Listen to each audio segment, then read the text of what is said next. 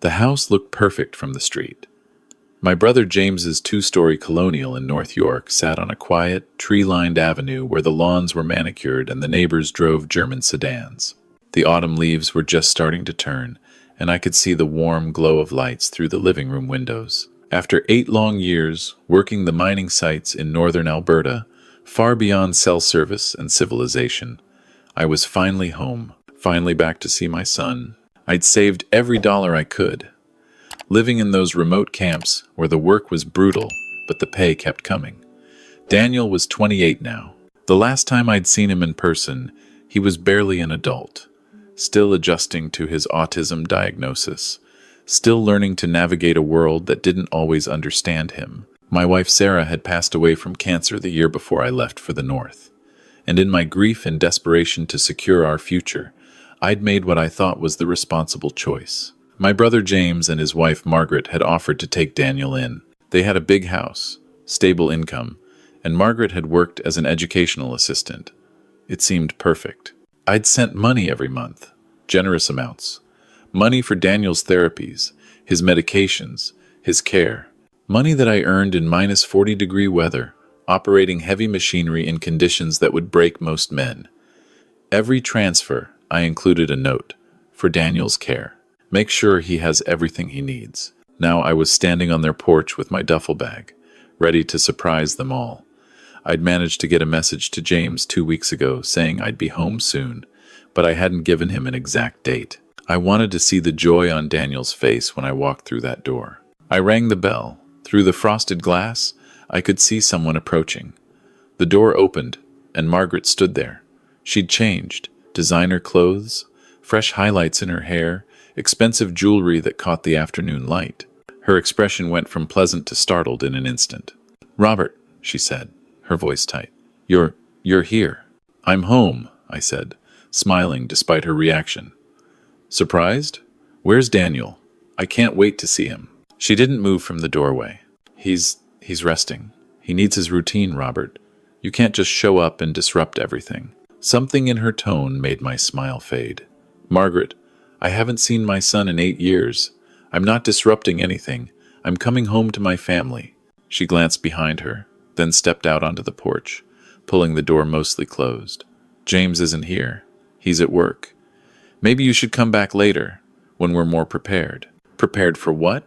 For me to see my own son?" I moved forward, and she had no choice but to step aside. I walked into the house I'd been paying for with my northern wages, and immediately something felt wrong. The house was immaculate. Expensive furniture, art on the walls, a crystal chandelier I knew cost more than Daniel's annual therapy budget. The kitchen had been renovated with granite countertops and stainless steel appliances that belonged in a restaurant. Through the patio doors, I could see a built-in pool and hot tub that definitely hadn't been there 8 years ago. "Nice upgrades," I said, my voice flat. "Must have cost a fortune." "James has done well with his investments," Margaret said quickly. "Robert, really? I think you should wait until—" "Where's Daniel?" I asked again. I walked toward the stairs, expecting his room to be on the second floor where the bedrooms were, but Margaret moved to block me. "He's in his space," she said. "He prefers privacy." "His space?" I looked around. "Where?" She pointed toward a door near the back of the house. Not upstairs with the family bedrooms, but a door I remembered leading to the basement. "He has the lower level. He likes it down there." I felt something cold settle in my stomach. I moved toward the door, and Margaret didn't try to stop me this time. She just stood there, wringing her hands, as I opened it and started down the stairs. The basement was unfinished. Concrete walls, exposed ceiling joists, a single bare bulb providing light. As I descended, the temperature dropped. It was cold down here, October in Toronto, and there was no heat. And then I saw him. Daniel was sitting on a thin mattress on the concrete floor. No bed frame, just the mattress with a sleeping bag tangled around him. He was thin, far thinner than he should be. His hair was long and unkempt.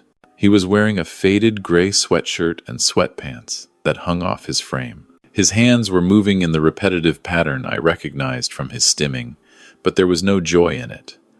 It looked mechanical, like a coping mechanism worn down to habit. But what made my blood run cold was the medical alert bracelet on his wrist. I could see it from where I stood on the stairs. Instead of listing his actual medical information, it said in clear print, non-verbal, compliant, contact, guardian, if agitated. Daniel wasn't nonverbal. He spoke. Maybe not always in full sentences, maybe not always in the way neurotypical people expected, but he spoke. And that word, compliant, made my hands shake. "Daniel?" I said softly. He looked up, and it took a moment for recognition to dawn in his eyes. When it did, I saw fear, not joy. Fear. "Dad?" His voice was hoarse, like he didn't use it much. "Are you really here?" I crossed the basement in 3 strides and knelt beside him. Up close, I could see the bruises, old ones, fading to yellow-green on his arms. Fresh ones, purple and tender, on his wrists. "What happened?" My voice was shaking. "Daniel, what happened to you?" He pulled away slightly, that fearful look intensifying. "Are you angry?" "I'm sorry. I tried to be good. I tried to be quiet." "I'm not angry with you," I said, forcing my voice to stay calm even as rage built in my chest. "I'm never angry with you. But I need you to tell me what's been happening here." He looked toward the stairs, where Margaret had followed me down. When he saw her standing there, his whole body tensed. "It's okay," I told him. "You can tell me. I'm in my space," he said, the words sounding rehearsed. "I like my space. It's quiet here." "Daniel." I waited until he made eye contact with me. The truth. Something broke in his expression. "I'm hungry, Dad. I'm always hungry. They give me meals, but Margaret says I need to lose weight, that I eat too much, that I'm expensive to feed. She locks the pantry and the fridge. I only get food twice a day, and if I don't do my chores right, sometimes only once." I stood up slowly and turned to Margaret. She'd gone pale. "He's exaggerating," she said quickly. "He has a restricted diet because of his sensory issues. The doctor recommended." "What doctor?" I demanded. She hesitated. "Dr. Patterson, Daniel's psychiatrist." "The same Dr. Patterson I've been sending money to? The one billing me $400 a session, twice a week?" Her face told me everything I needed to know. I looked around the basement. Really looked. There was a bucket in the corner. A bucket.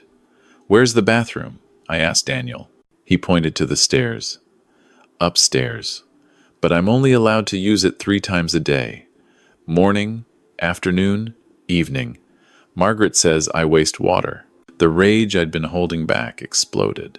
I turned on Margaret. "Get out of this basement.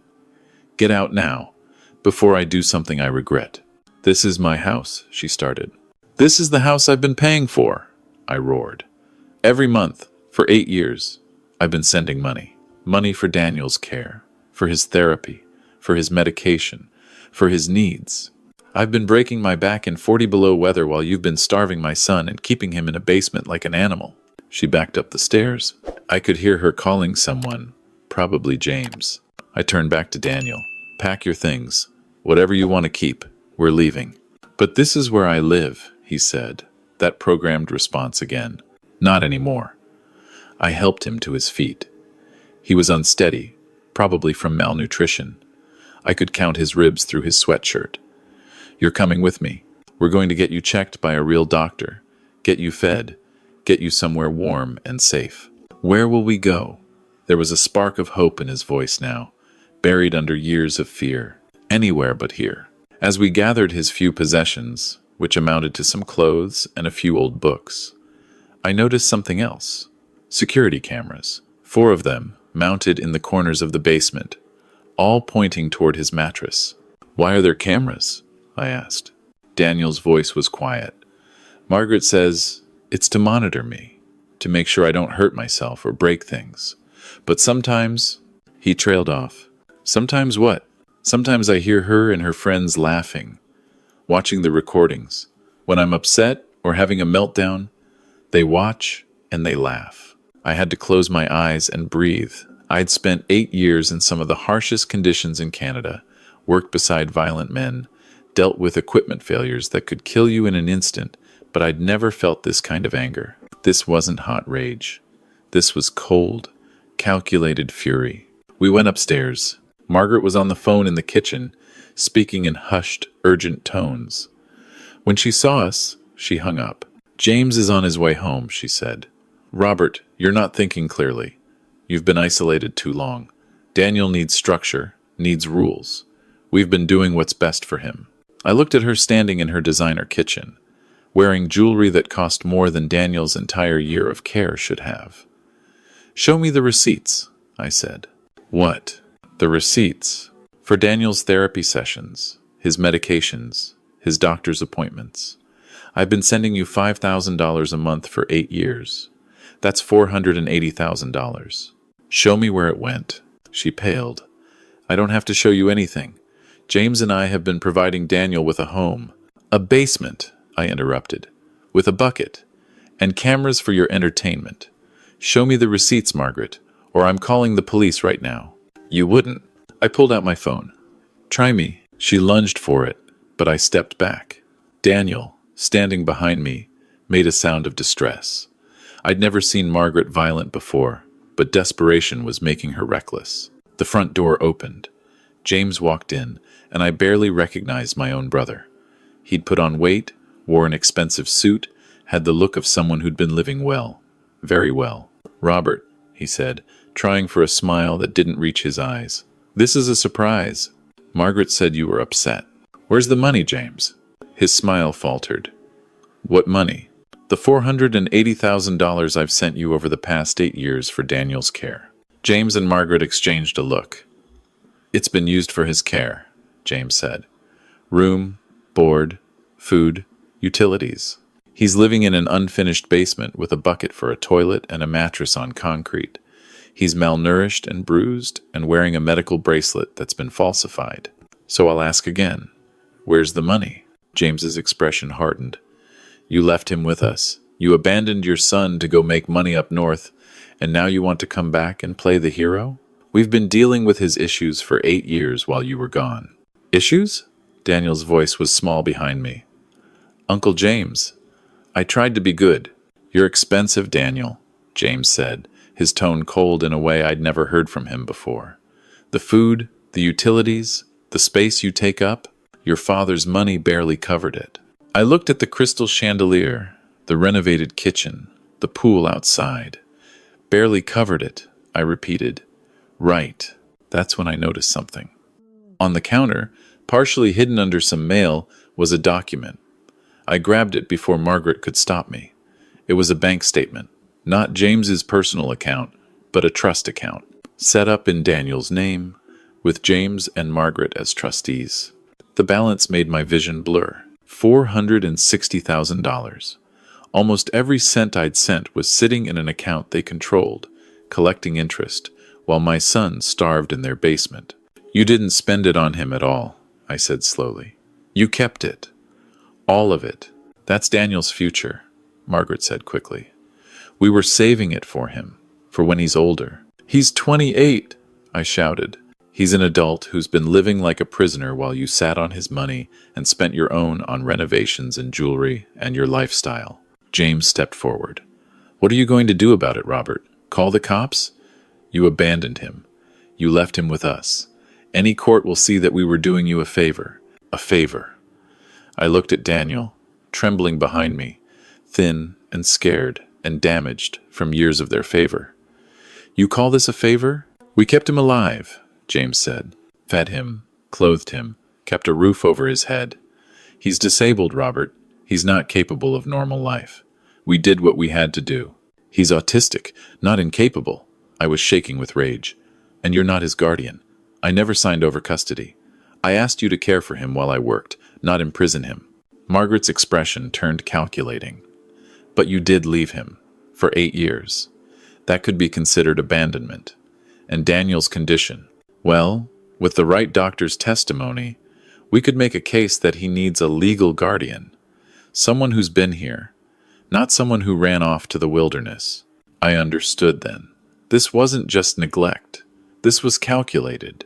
They'd been planning for the day I might return. The falsified medical bracelet, the doctor's notes, Probably a whole file of fabricated documentation to prove Daniel was incompetent, and they were his necessary guardians. "You won't get away with this," I said. "Who's going to stop us?" James asked. "You? You've been gone 8 years. Daniel can barely speak for himself. And even if he could, who'd believe him over 2 upstanding citizens?" Daniel's voice cut through the tension. "I can speak." He stepped out from behind me, his hands still stimming but his voice stronger. "I can tell them what you did, how Margaret hit me when I didn't clean fast enough, how Uncle James called me the R-word and said I was a waste of space, how you locked me in the dark when I had meltdowns, how you told me Dad didn't love me anymore, that he forgot about me, that I'd been abandoned." James's face went red. "You little—" "Don't." I stepped between them. "Don't even think about finishing that sentence.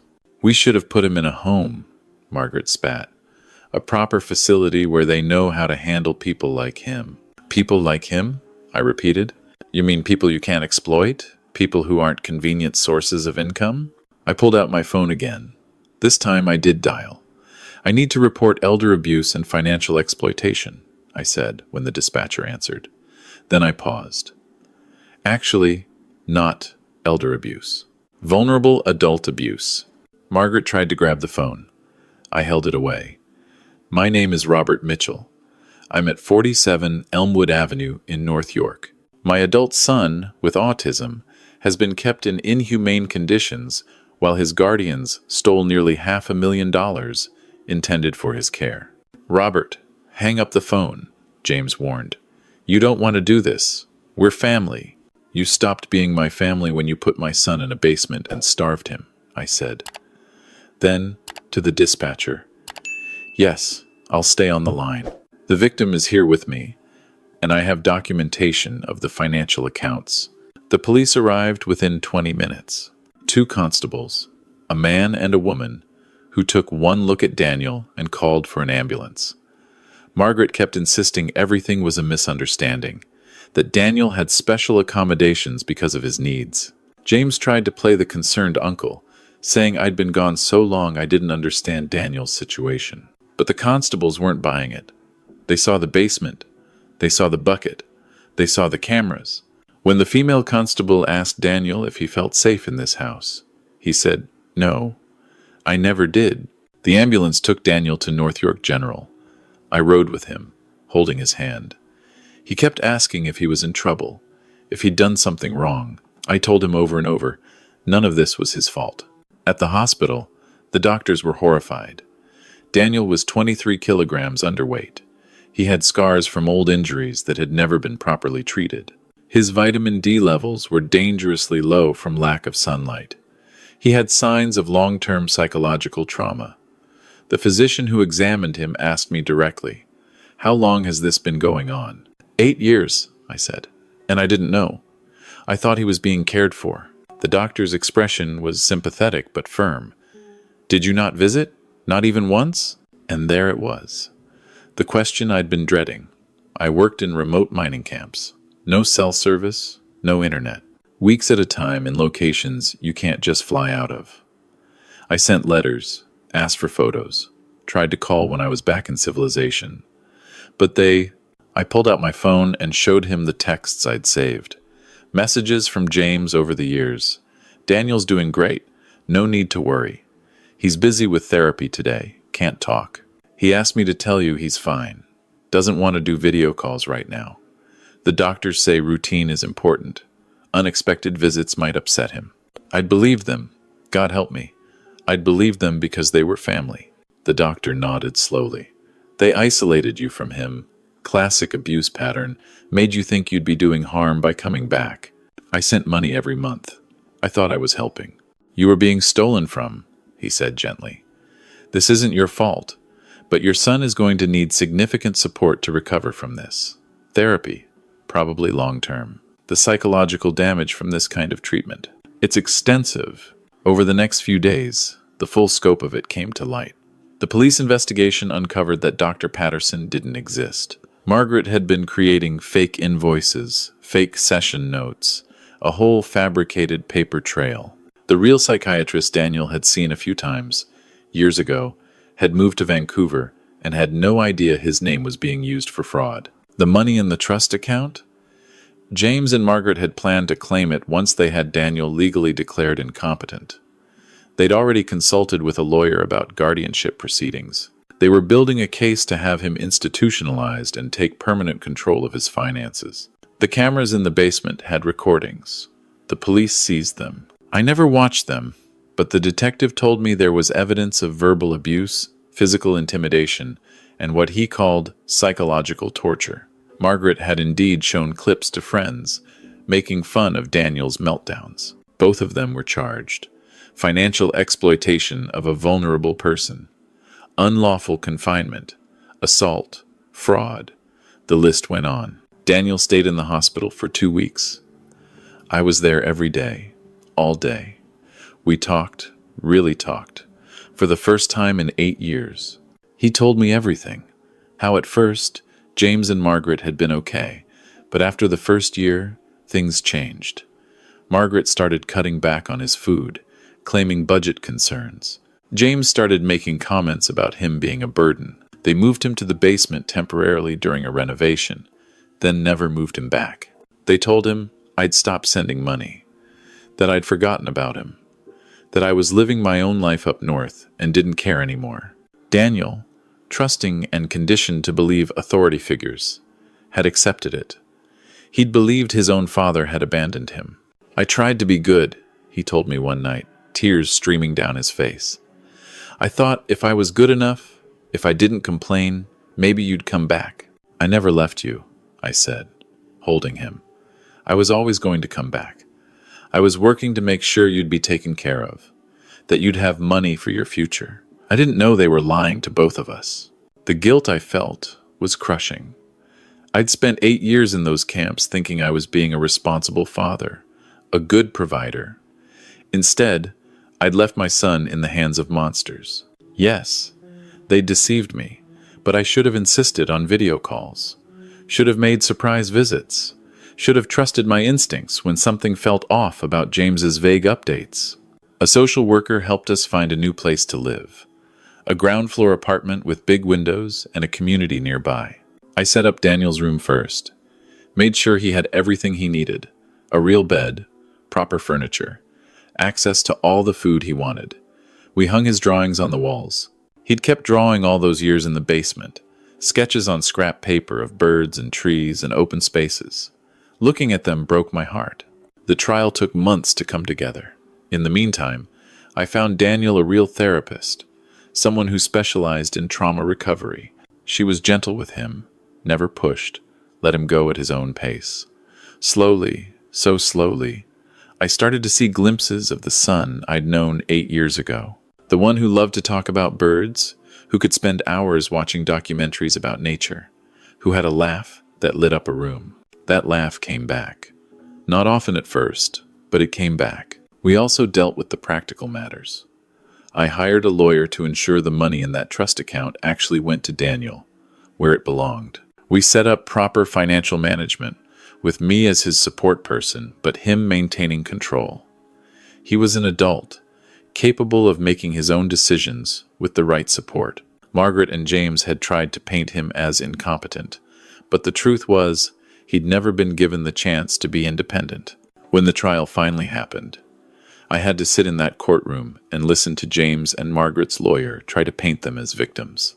They claimed I'd abandoned Daniel, that they'd stepped in out of family obligation, that keeping him in the basement was for his own safety because he was unpredictable and violent. Daniel, with his therapist's support, testified.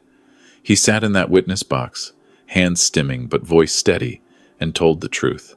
All of it. The hunger, the isolation, the verbal abuse, the cameras, the lies they'd told him about me. When the prosecutor asked, "Did you ever hurt yourself or others while in their care?" Daniel said, "No, I was just autistic." They treated being autistic like it was a crime. The jury took less than 4 hours to return a guilty verdict on all counts. James got 6 years. Margaret got 8, with the judge noting that as the primary caregiver, she'd had more direct responsibility and had committed the most egregious acts of abuse. The financial restitution was ordered, but honestly, I didn't care about the money.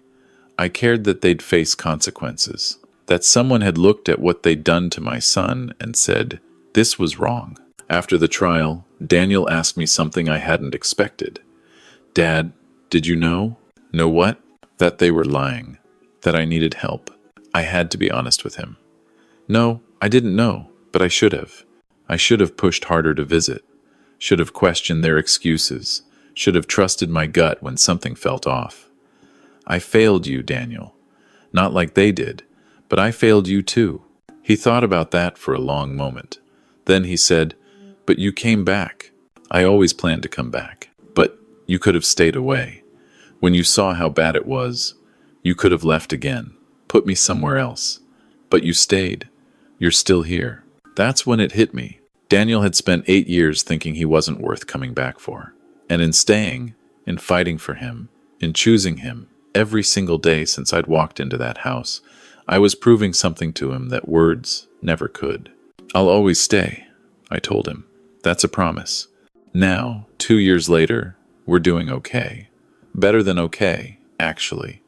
Daniel has a part-time job at a library, shelving books and helping with inventory. He loves it. The routine suits him, and his coworkers have learned to appreciate his attention to detail and encyclopedic memory for the Dewey Decimal System. He's gained back the weight he lost, plus some healthy muscle from the swimming program his therapist recommended. His hair is trimmed and neat. He smiles more. He's started going to an autism support group, made some friends who understand him in ways neurotypical people sometimes don't. I'm working locally now, consulting for mining companies from an office in Toronto. The pay isn't quite as good as the northern camps, but I'm home every night. That's worth more than any amount of money. Sometimes Daniel still has nightmares about the basement. Sometimes he hoards food in his room, a habit from years of forced scarcity. Sometimes he gets anxious about being too much trouble or too expensive. But we're working through it together, with his therapist, with patience and time. I think about that day I walked into James's house, expecting a reunion and finding a prison. I think about how close I came to losing Daniel forever, not to death, but to the slow erasure of his personhood that Margaret and James had been orchestrating. I think about the 8 years I can't get back, the time I spent thinking I was doing the right thing while my son suffered. People ask me if I regret going north to work. The honest answer is yes and no. I regret not being there to protect Daniel. I regret not seeing through James and Margaret's deception sooner. I regret every day he spent in that basement believing he'd been abandoned. But going north also gave me the resources to fight back when I finally discovered the truth.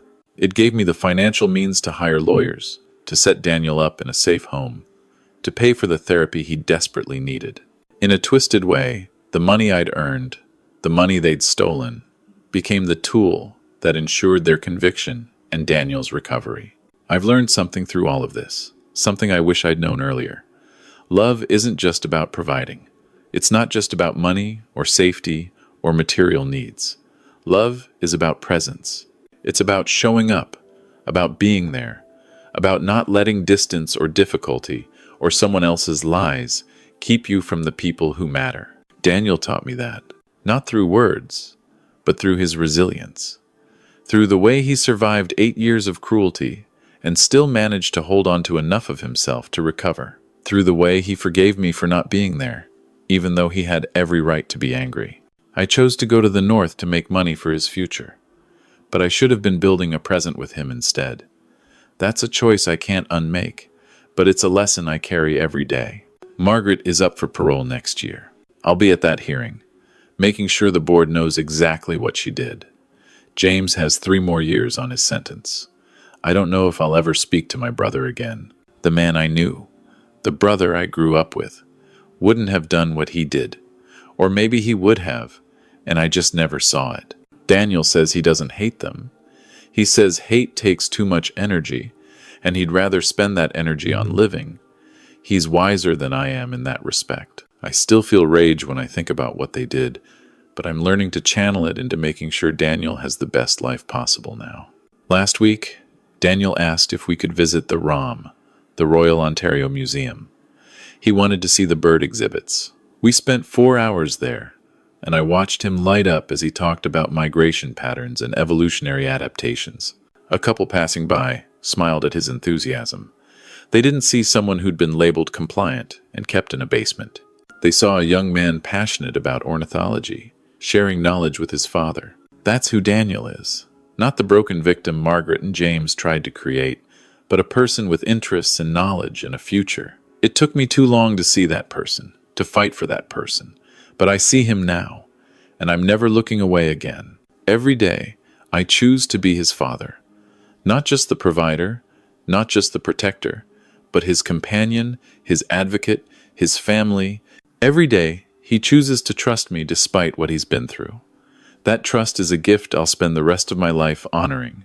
So to anyone listening to this story, here's what I want you to know. If you have someone you love, someone vulnerable who depends on you, don't let distance or difficulty or other people's assurances keep you from checking on them yourself. Trust your instincts, ask the hard questions, insist on proof, and most importantly, show up, be there. Because presence, real presence, is the only way to truly protect the people you love. I failed at that once. I won't fail again.